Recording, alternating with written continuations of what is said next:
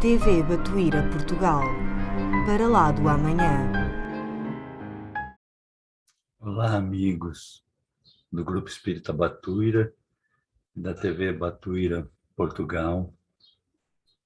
É uma alegria nós estarmos reunidos novamente e que Jesus derrame seu amor sobre nós, para que nós tenhamos mais uma meditaçãozinha, mais um estudinho na sua paz e no seu amor. Nós vamos tentar abordar um pouquinho esse tema, mediunidade, com Jesus. E nós temos alguns tipos de mediunidade, a gente remete ao livro dos médiuns de Allan Kardec, na Codificação Espírita, que é o maior tratado sobre mediunidade que nós vamos encontrar, mas só para comentar alguns, no início da palestra, nós vamos ter mediunidades de efeitos físicos, como Moisés, que um fogo do céu apareceu, a sarça ardente, e escreveu os 10 mandamentos, ou nas passagens da Bíblia, no festim de Baltazar, uma mão também se materializa e escreve o destino que estava traçado para ele, pela postura dele.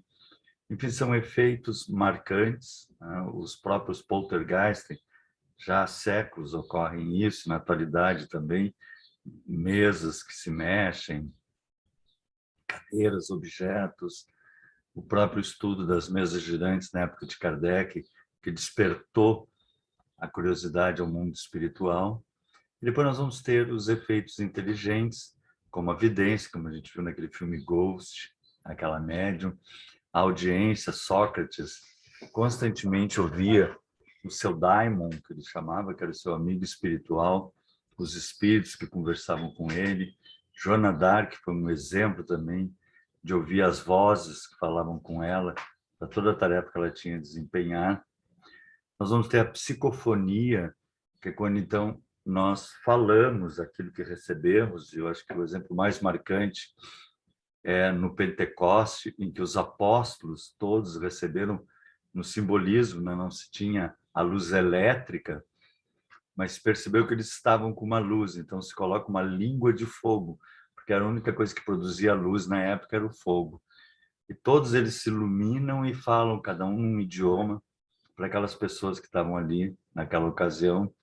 A psicografia, nós temos o nosso querido Chico, que foi um modelo, e é para nós até hoje, de material que ele traz dos amigos espirituais através da psicografia. Foi estudado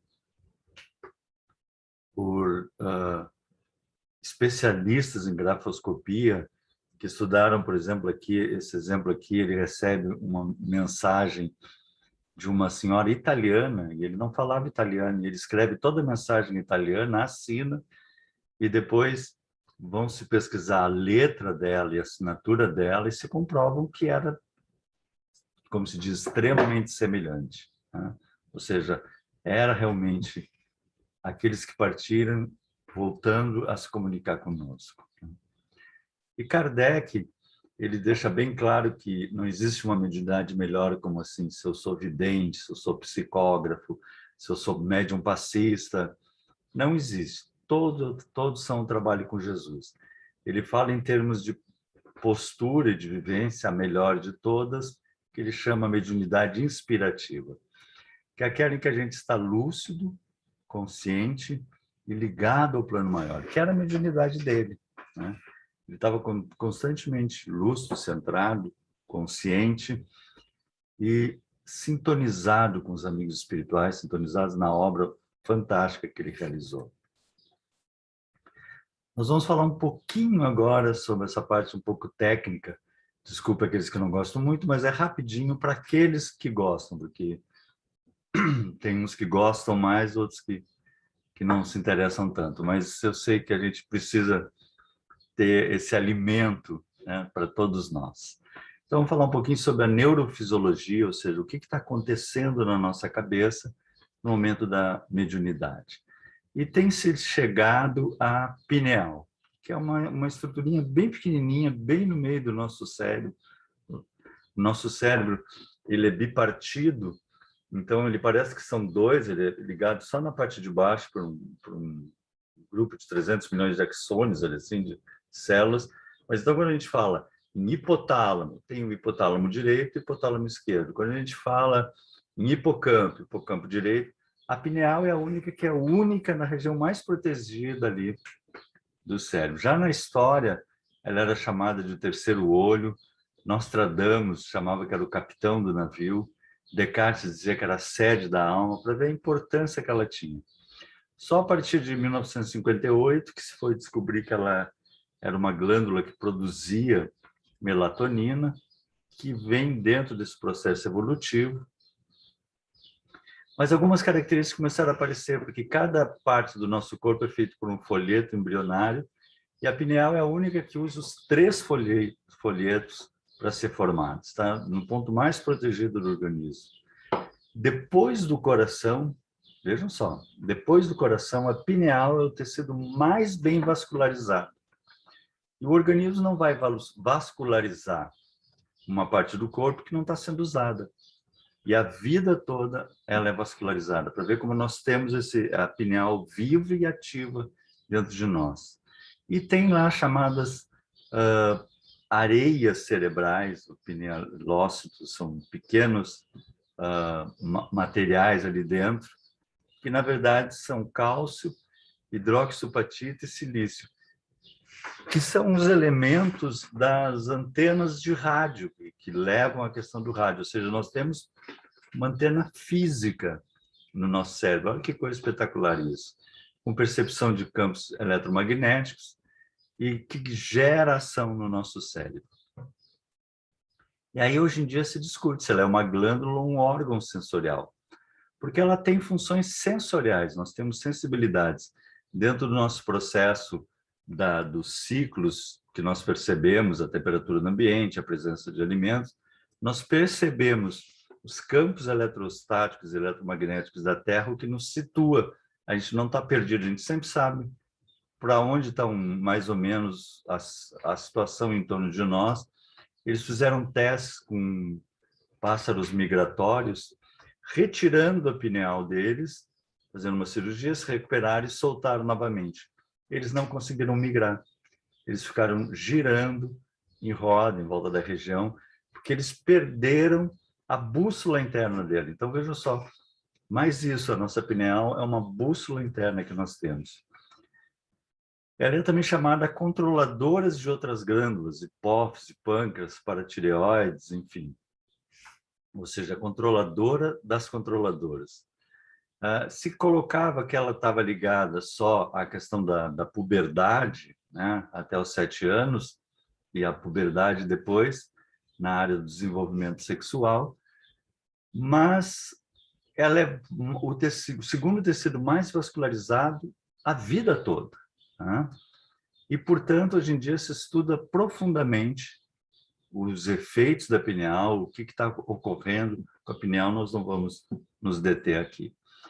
Mas já em 1945, agora está se estudando sobre isso, André Luiz já nos colocava isso, né, que estava ligado realmente à reencarnação, puberdade, secreção de hormônios psíquicos, controla todo o sistema endócrino, ligadamente pelos princípios eletromagnéticos. Olha o avanço de André Luiz já naquela época, ação sobre o sistema nervoso autônomo e função primordial na mediunidade. Então, ali nós já encontramos essa pérola de compreensão.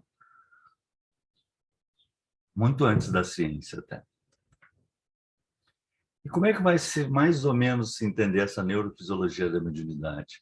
O Dr. Sérgio Felipe já nos abordava a melatonina como ação sedativa por área, porque nós temos o nosso cérebro, né? Eles são sempre formados por neurônios que não se tocam, eles chegam perto um do outro e largam uns transmissores entre neurônios, ou neurotransmissores, umas bolinhas, né, que dão os contatos. A gente viu falar bastante em dopamina, serotonina. E existem os receptores, não adianta só largar uma dopamina se não tiver um receptor de dopamina, não vai funcionar. Aqui nós temos ele lançando e embaixo recebendo, os receptores recebendo. E nós temos a melatonina, então, que é colocada na corrente sanguínea, e, portanto, os receptores de melatonina, que nós temos em todo o nosso cérebro. A pineal está ligada a todas as partes do cérebro. Olha que fantástico isso. E nós temos dois tipos de receptores de melatonina em todo o cérebro. Então, a gente se sabe, por exemplo, que a pineal ela é ativada quando há ausência de luz. Enquanto tem luz, nós estamos com a pineal como que adormecida. Quando diminui a luz, ela começa a produzir a melatonina, e ela vai para a corrente sanguínea e nós nos entorpecemos, ou seja, dormimos. Essa é a função que mais se compreende da pineal. Mas ela tem receptores, como eu coloquei, no cerebelo, no córtex occipital, no parietal, no temporal, no tálamo, em todo o cérebro. Então, o que está se tentando entender hoje em dia, né, sobre essa função, essa ação também física, porque a ação espiritual é muito maior e muito mais plena, mas a ação física da pineal.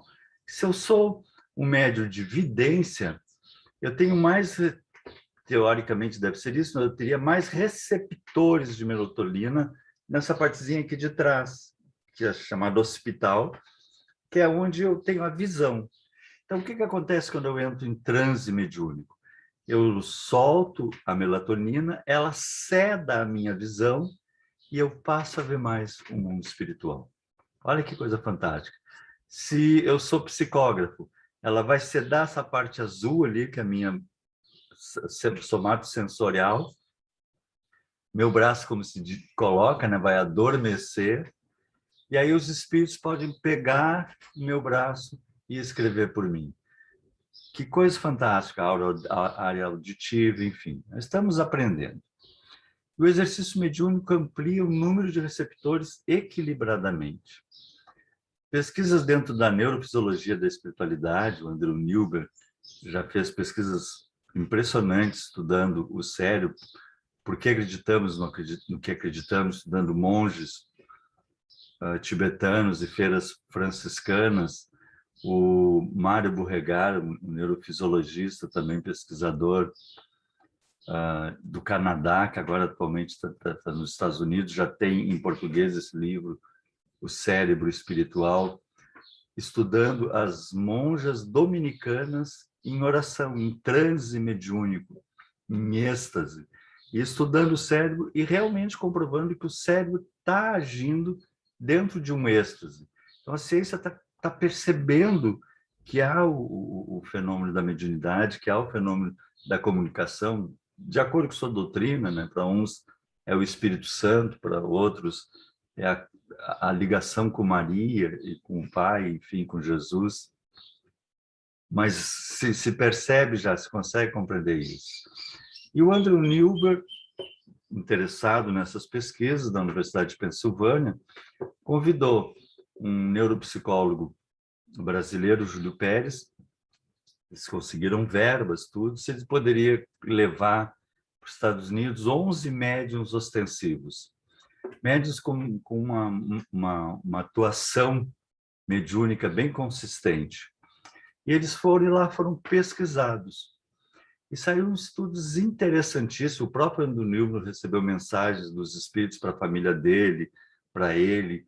Né? Foi algo muito emocionante o estudo. E, mais ou menos assim, de maneira bem simples, eles diziam assim, escreve uma redação, por exemplo, sobre as flores. Pediam para o médium. Né? Aí o médium escrevia uma redação sobre as flores são bonitas, enfim, o que fosse. E eles ficavam mapeando o cérebro do médium. O que acontecia quando ele estava escrevendo sobre as flores? A área da imaginação, a área da criatividade, a área da lembrança estava ativada porque ele estava criando uma redação, uma composição. Aí depois eles diziam assim, bom, agora diz para o espírito que esteja contigo para ele escrever sobre as flores ou sobre um outro assunto, né? Normalmente um outro assunto, mas para ele escrever. Aí eles entravam em transe mediúnico e faziam uma psicografia. E o cérebro era mapeado. E, em vez de estar ativo, por exemplo, no psicólogo, está ativo as áreas da criatividade, as áreas da memória, as áreas da, das emoções, estava ativo a área parietal, ou seja, não era o médium que estava criando aquilo. E a área motora estava ativada sozinha, construindo o processo. Olha que lindo isso, que estudos fantásticos. Claro que vamos ter sempre mais estudos para desvendarmos. Mas a mediunidade, nos diz André Luiz, no livro Libertação, é uma energia peculiar a todos. E isso eu acho que é o ponto principal que a gente gostaria de colocar nesse nosso estudo aqui.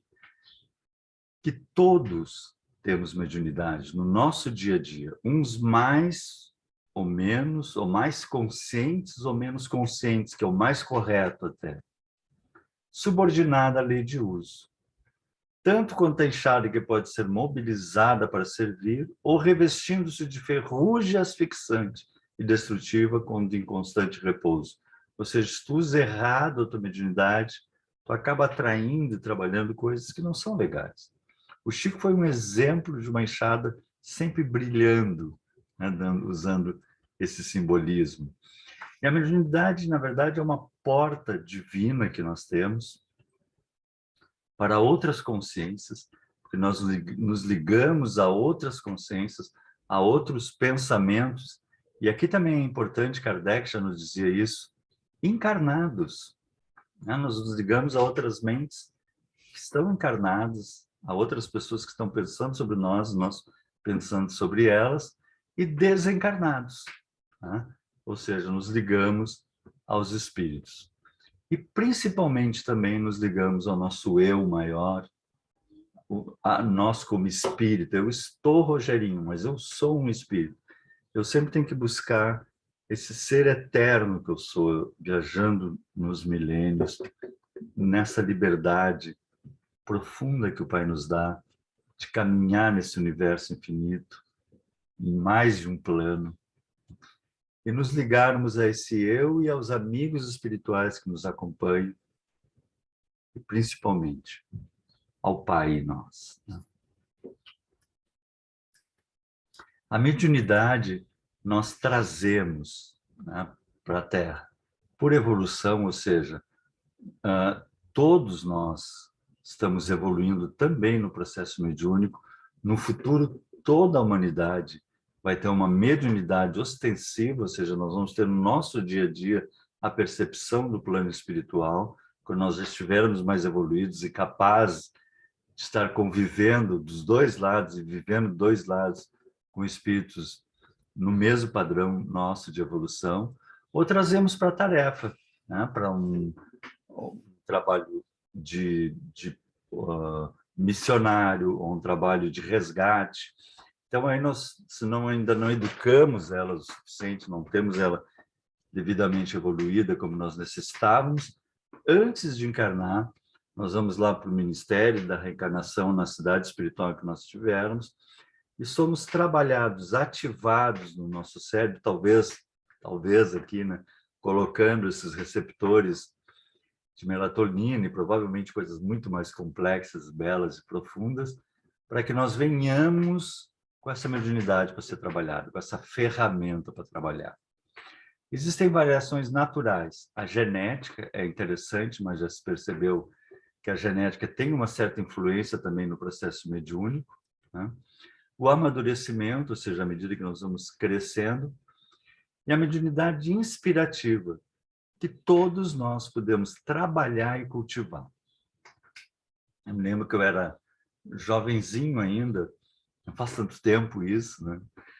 Mas eu estudava numa faculdade de engenharia e eu tinha visto isso, que nós podíamos dialogar com um amigo espiritual e que para isso bastava fazer um exercício, exercitar isso, né? E jovem é muito empolgado, muito decidido quando tem uma proposta, e eu resolvi que eu ia conversar com meu amigo espiritual. Então, todas as noites eu chegava da faculdade, podia chegar cansado. Eu tinha mania, era o meu jeitinho de ser, eu apagava as luzes do quarto, sentava numa poltrona e conversava com meu amigo espiritual. Só que eu sabia que no início eu estava conversando comigo mesmo, né? Mas eu ficava ali dizendo assim, como é que foi teu dia? Por que aquela hora tu estava legal? Por que aquela hora tu ficou triste? Né? Fazia uma análise de mim como se eu estivesse conversando com outra pessoa, na verdade, conversando comigo mesmo. Eu passei um ano fazendo essa disciplina. Olha que interessante, né? Essa coisa do jovem quando tem disciplina, né? Passei um ano fazendo esse processo. Aí uma vez eu cheguei em casa também de novo, de noite, sentei, né, para conversar e ouvi uma voz claramente que disse assim: hoje nós não podemos conversar. Eu disse: eu estou meio que bloqueando aqui, né? Isso não deve ser, né? Me concentrei de novo, disse: hoje nós não vamos conversar. E eu fiquei meio duro assim, e a voz disse assim: nós não vamos conversar porque o teu irmão está mal, vai lá ver ele. Nós morávamos numa casa ampla, com pátio, assim, com mais de uma propriedade. Eu estava numa e meu irmão estava numa outra mais no fundo, porque a gente, quando é jovem, já gosta de estar separados, assim. E eu fui lá, bater na porta dele.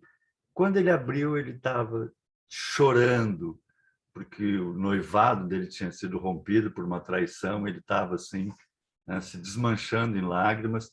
E eu consolando ele, assim, não, mano, que isso? E, por outro lado, rindo assim, bah, que legal, né? Recebi uma mensagem clara, assim, né? A partir dali, eu percebi que a gente centrando as emoções, se concentrando, a gente abre as portas para esse diálogo e elas não se fecham mais, elas seguem se nós seguimos fazendo esse processo. E todos nós podemos exercitar isso. Mas aí Paulo nos diz assim: que fareis, pois, irmãos? Quando vos ajuntais, cada um de vós tem salmo, tem doutrina, tem revelação, tem língua, tem interpretação. Todos nós temos isso. Faça-se tudo para edificação. Olha que lindo isso, né?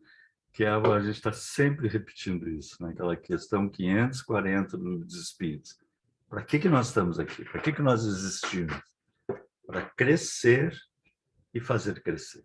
Esse é o nosso objetivo. Faça-se tudo para que colaborar com o universo. Quando nós estamos plantando uma flor, nós estamos colaborando com o universo. Quando nós estamos fazendo um carinho num cachorrinho, nós estamos colaborando com o universo. Quando nós estamos auxiliando uma pessoa, ligando para alguém que não está bem, sorrindo para outra, nós estamos trabalhando com Jesus.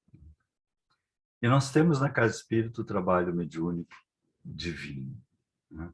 O trabalho do passe, em que a espiritualidade está junto a nós, atendendo aqueles em que nós somos médium, já é intermediário. Ou seja, nós somos apenas intermediários. Eu acho linda aquela passagem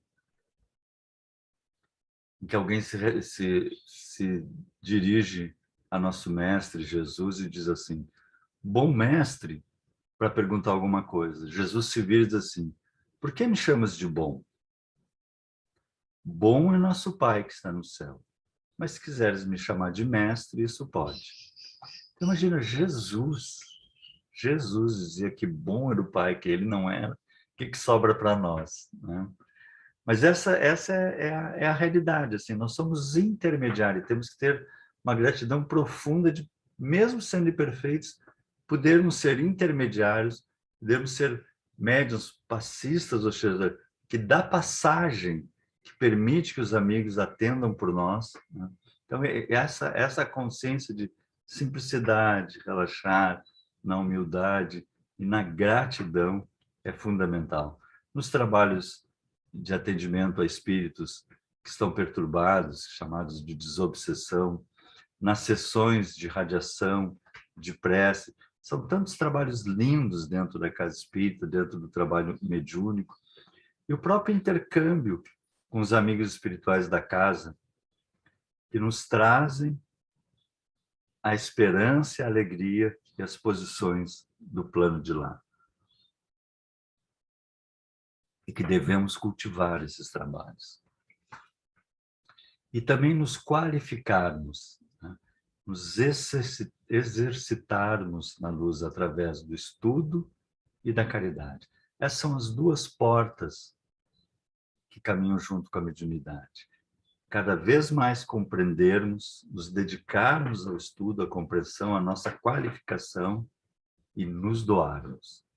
Sem essas duas ferramentas, a nossa mediunidade fica capenga. Porque é sempre crescer e fazer crescer.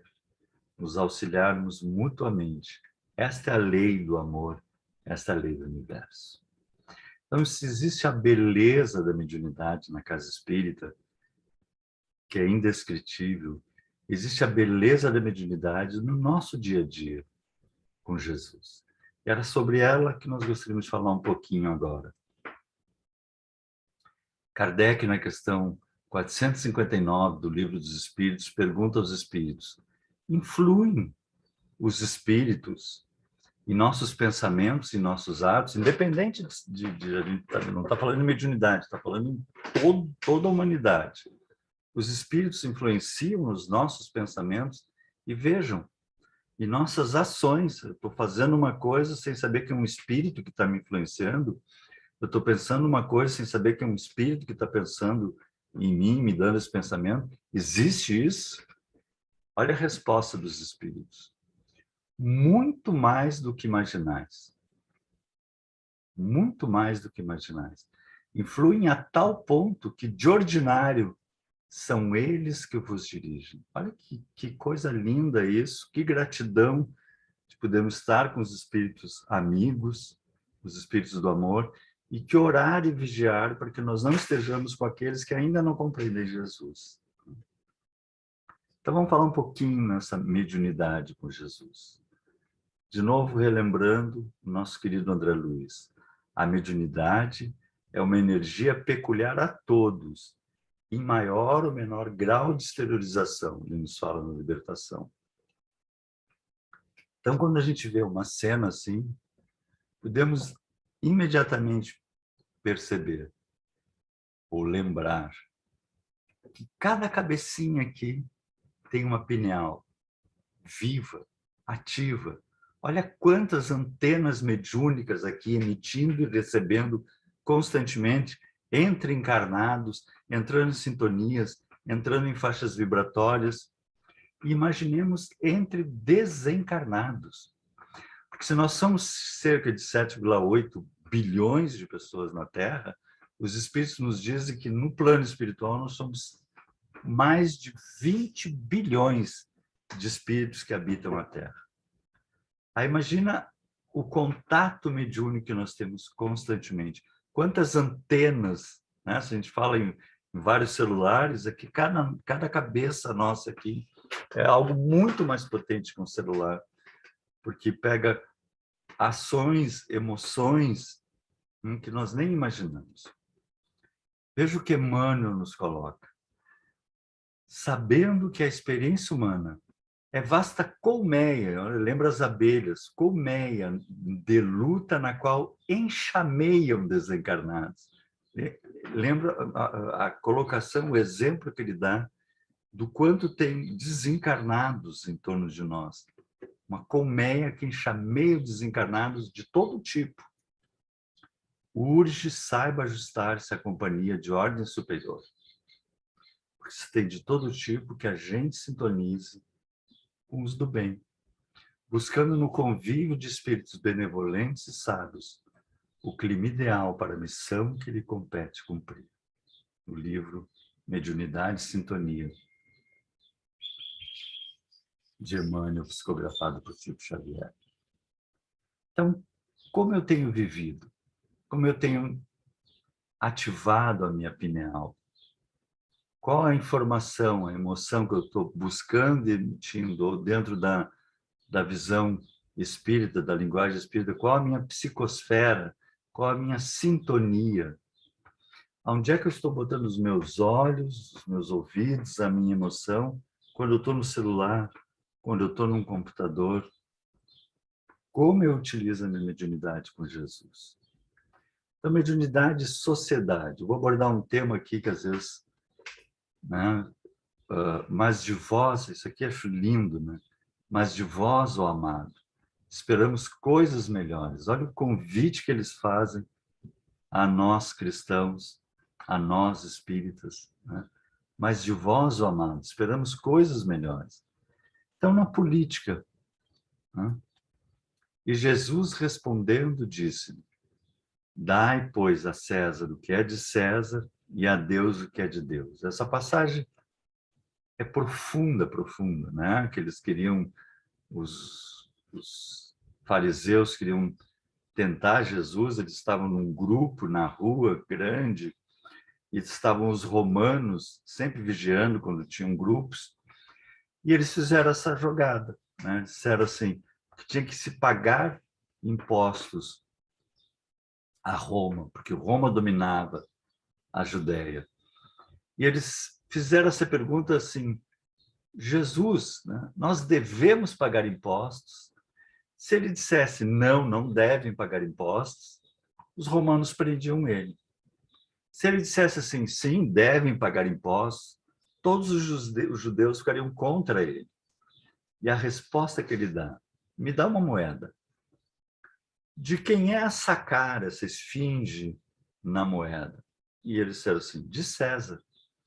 Então, dai, pois, a César o que é de César e a Deus o que é de Deus. E é mais profunda ainda do que apenas essa compreensão momentânea dessa posição, porque a vida toda nossa tem que ser essa. Tem um momento do lado material que nós temos que ter, trabalhar pela nossa sobrevivência, cultivar nossa saúde, o nosso bem-estar, e temos que dar a Deus o que é de Deus, que é o nosso esforço para o crescimento espiritual. Porque não basta nós passarmos uma vida nos esforçando, que é belo, é nobre, em trabalhar, em termos a nossa casa, em termos a nossa estrutura de saúde, a nossa estrutura financeira, e morrer. E aí eles vão perguntar, mas e para que tu teve isso? Porque isso tudo foi um empréstimo. Isso é de César, é do mundo. Então, dai a Deus o que é de Deus.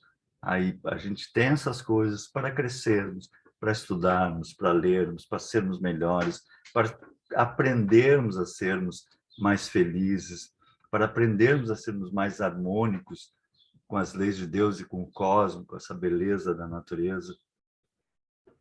Então, essa é a percepção que nós temos que ter. Mas aqui nos referindo à política. Em todo lugar do mundo, ou seja, não importa o país, não importa a situação, em todo lugar do mundo, diz Emmanuel, o homem encontrará sempre de acordo com os seus próprios merecimentos. Olha que interessante isso. Então, a gente tem o que merece, sempre, essa é a lei perfeita do Pai.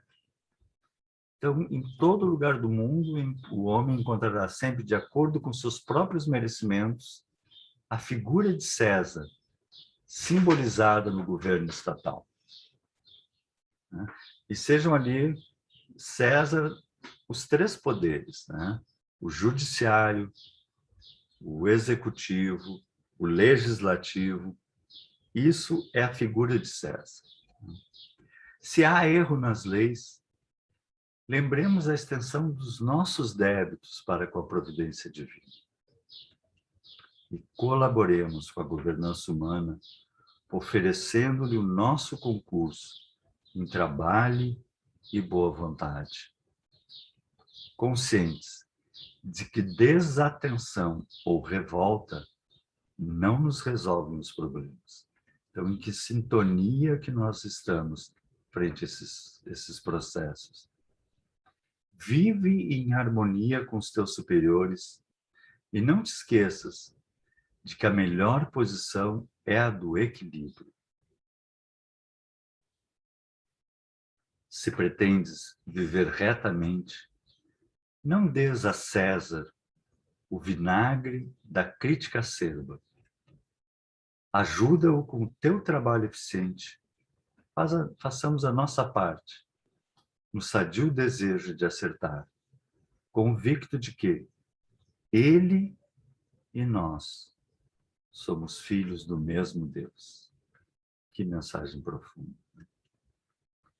com relação à nossa vizinhança. Mediunidade é a nossa vizinhança. Vejam, todos somos médiuns. Todos temos antenas psíquicas constantemente ligadas ao plano espiritual e ao plano material, a outros encarnados. Como é que tem sido a nossa postura frente à política, agora frente à vizinhança, né? Eu, particularmente, né, sou muito tímido. Eu nunca tive assim uma intimidade com as vizinhanças de ir visitar, enfim.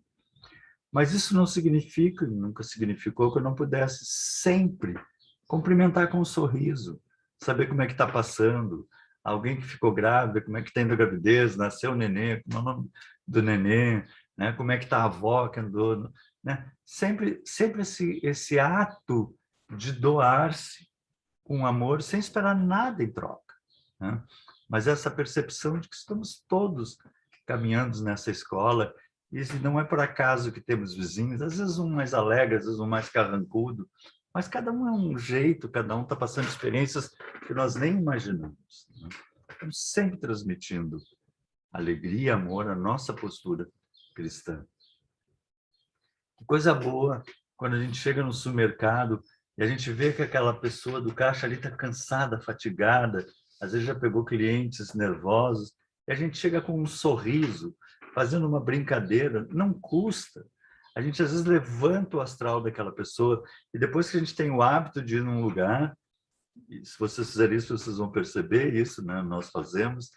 Vocês chegam num mercadinho assim, a pessoa está ali meio tensa, assim, ela olha que tu chegou e já abre um sorriso, que sabe que dali de ti vai vir uma brincadeira, vai vir uma piada, vai vir um momento de alegria, vai vir um momento de estímulo. Esse é o nosso trabalho com Jesus. Essa é a nossa mediunidade no dia a dia com Jesus. Sempre irradiando amor, sempre irradiando alegria. Esse tempo eu fui no supermercado, aí eu entrei num caixa, e no caixa do lado, nem era o meu, estava atendendo outra pessoa, tinha uma senhora que tinha feito um corte no cabelo, uma senhora já com um pouco de idade atendendo no caixa, e ela estava com um corte de cabelo todo diferenciado e azulado, ficou muito bonito. Aí eu disse assim, bonito seu cabelo. E ela abria um sorriso, assim, como faz bem isso para a gente. Nem era o caixa que estava me atendendo, era a caixa do outro lado. E as outras pessoas sorriram e falaram também. São pequenos detalhes, né? Passa pelaquela mãezinha que às vezes passou a noite sem dormir porque o bebê não dormiu direito, cansada, a gente diz assim, que lindo esse bebê. Aquilo enche aquela mãe de amor, de força para continuar naquela batalha. Mesmo que lindo esse cachorrinho, né? Não custa a gente estar o tempo todo trabalhando com Jesus no dia a dia, semeando amor por onde for.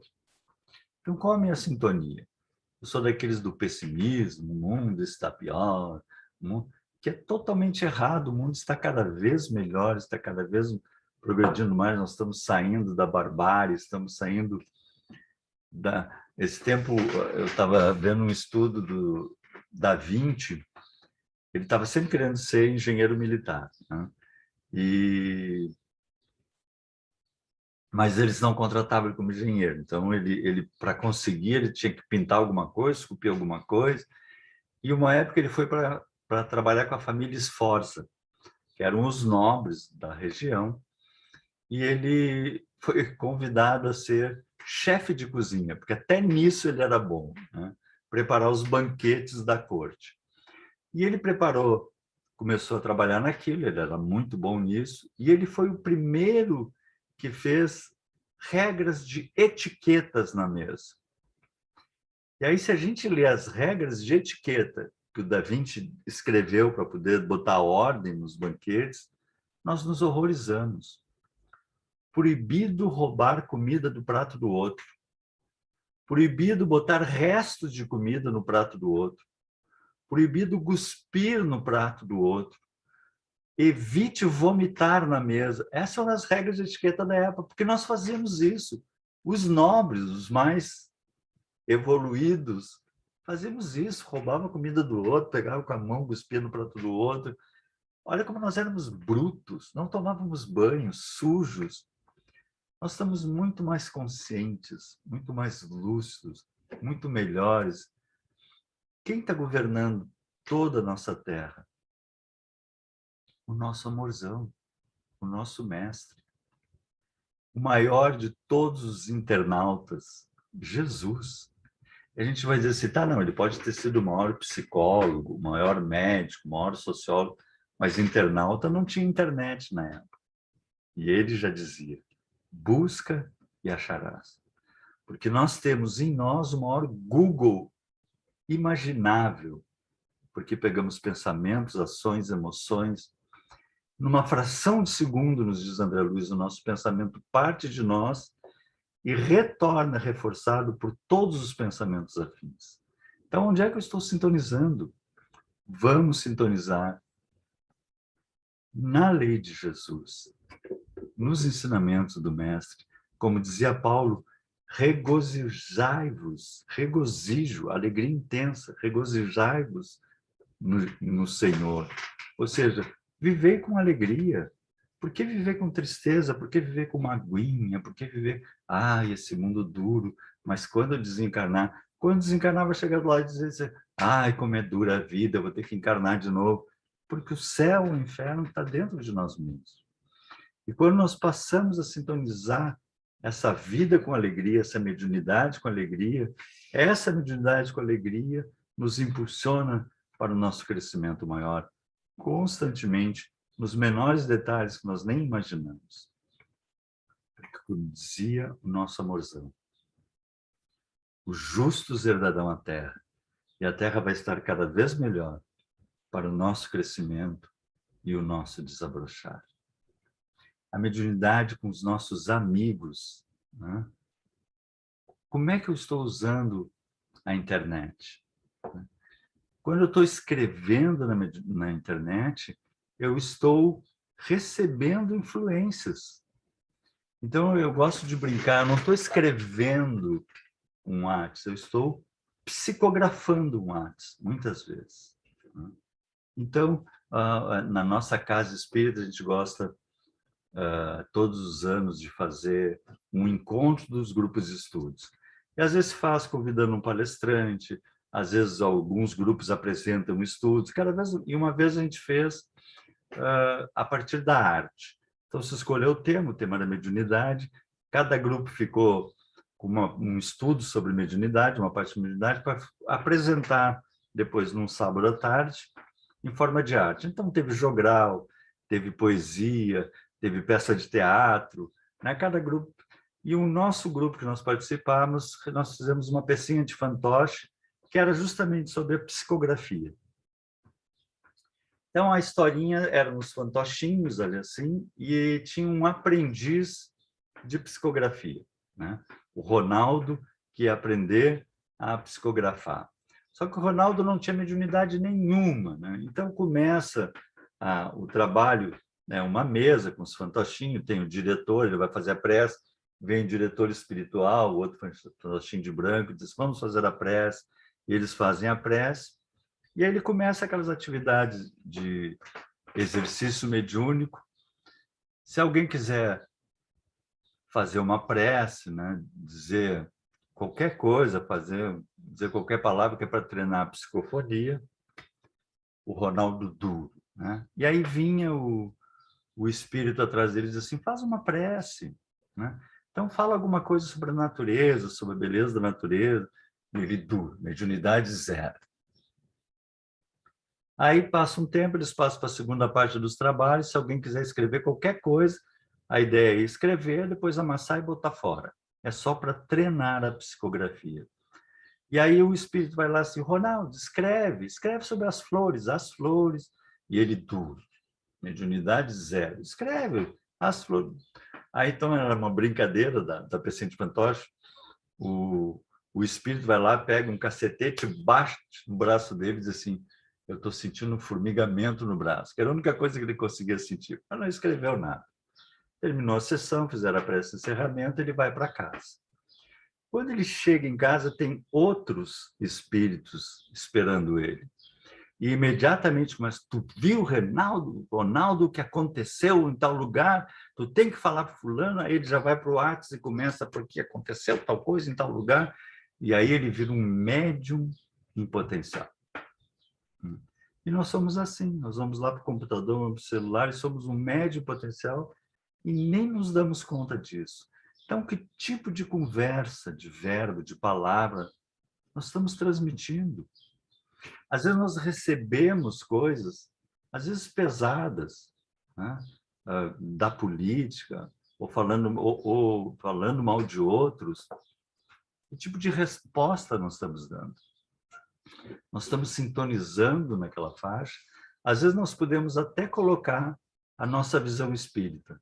Às vezes nós só podemos silenciar, nem respondemos. Porque nós estamos com Jesus. Às vezes nós recebemos, eu, por exemplo, o Chico adorava piada, eu adoro piada. Nós recebemos piadas maravilhosas que dá vontade de compartilhar com outros. Mas às vezes são piadas pejorativas, piadas que falam mal de alguém ou de alguma coisa. E nós não podemos passar isso adiante. Então nós temos que ter essa consciência que nós estamos constantemente buscando pertencer ao bem, buscando pertencer a uma corrente espiritual, buscando pertencer a um trabalho espiritual, uma nova nobreza espiritual, e manter essa postura. A nossa mediunidade no dia a dia com os amigos, né? A nossa atenção aos amigos, como é que ele está passando, o nosso estímulo, a nossa palavra, puxa, que legal, vamos lá, né? Tu vai conseguir. Às vezes não podemos nem visitar, mas podemos fazer uma videoconferência para saber como é que está aquele amigo. Isso é fundamental. E orarmos. Eu oro pelos meus amigos. Olha que lindo isso. E o Chico, sempre que se ia visitar ele, na hora de ir embora, ele dizia assim, reza por mim. E eu sempre pensava assim, puxa, o Chico pediu para rezar por ele, mas essa é a lei. Que nós rezemos uns pelos outros, que nós sustentemos uns aos outros. Porque é a lei do amor. No ambiente de trabalho, né, às vezes a gente fica triste com o chefe, mas não sabe os problemas e as pressões que ele está passando. Às vezes tem aqueles colegas que ainda estão num padrão que não compreende a fraternidade, mas nós mantemos a nossa postura, a nossa face, se tu bate numa face, a nossa face de amor, de otimismo e viver com alegria, o que ele sempre nos convida. Na família, nós temos a família consanguínea, mas principalmente a do lar, aquela do convívio no dia a dia. Olha essa frase de Pedro.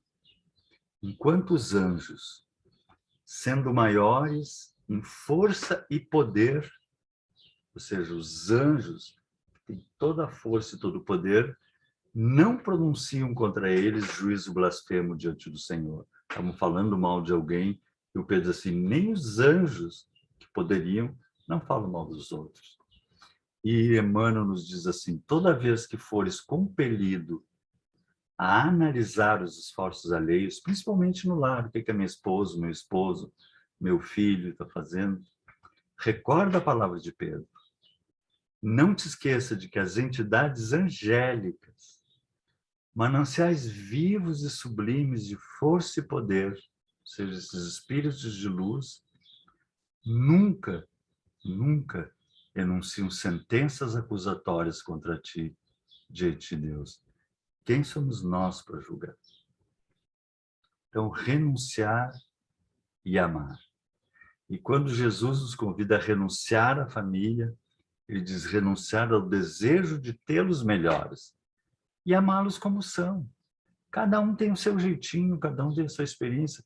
Vamos amá-los, deixar eles... Não é exatamente como nós gostaríamos, não é exatamente o que nós queríamos, mas nós também não somos exatamente o que eles gostariam, né? Então vamos nos amar no processo que nós estamos vivendo e construindo juntos. Mediunidade com Jesus, portanto, é o quê? Amor. Amarmos constantemente, amar a Deus, que é amar a vida, essa vida que Ele vive dentro de nós e nos dá, e ao próximo como a nós mesmos.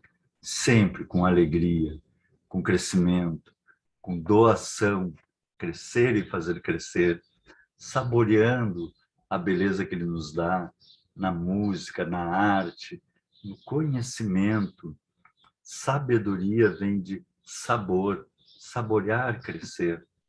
Saborear a beleza desse universo a qual nós pertencemos. Quando nós vemos um lugar lindo como esse, passarinhos, flores, nós somos um bichinho dessa natureza. Só que o pássaro mais belo, a flor mais bela que nós conhecemos é a criatura humana que está desabrochando para a angelitude dentro dessa nossa escola abençoada. Cheios de amor, como nos mostraram e nos mostram tantas criaturas maravilhosas, sempre com o coração cheio de alegria. Mas a manifestação do Espírito é dada a cada um para o que for útil. Então, quanto mais eu for útil, mais eu vou receber. Quanto mais eu me doar, mais a espiritualidade vai estar comigo. Se eu for negligente, eu fico preso na minha negligência. Mas se eu busco uma postura maior, o general é amparado por muitos soldados. E nós passamos a ter todo um amparo, toda uma assistência espiritual, porque a manifestação do Espírito é dada a cada um para o que for útil. Se eu estou servindo, eu sou servido para servir. E Emmanuel nos diz: enriqueça o homem a própria iluminação íntima, através do amor e do estudo. Intensifique o poder espiritual. Olha que profundo isso. Através do conhecimento. Intensificar o poder espiritual através do conhecimento e do amor. E entrará na posse de tesouros eternos, de modo natural. Com Jesus, nosso amorzão. Era isso. Muito obrigado. E até a próxima. Fiquem todos com Jesus. Também no coração, no nosso trabalho mediúnico do dia a dia. Vamos encerrar. TV Batuíra Portugal. Para lá do amanhã.